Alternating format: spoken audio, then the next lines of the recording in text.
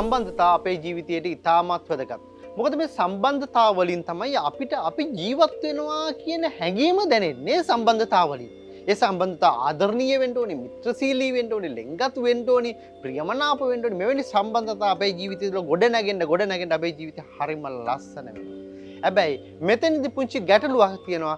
මොකද අද ගොඩක් දෙනෙක් දුක් විඳින්නේ සම්බන්ධතා නිසාමයි. ඒවා බරක් කියලා, ඒවා දුකක් කියලා, ඒවා පීඩනයක් කියලා, ඒවා රැවටීමක් බවට පත් වෙනවා.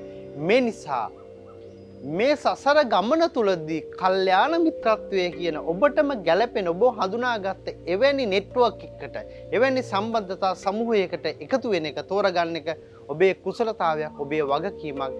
ඒක ඉතාමත් වැදගත්.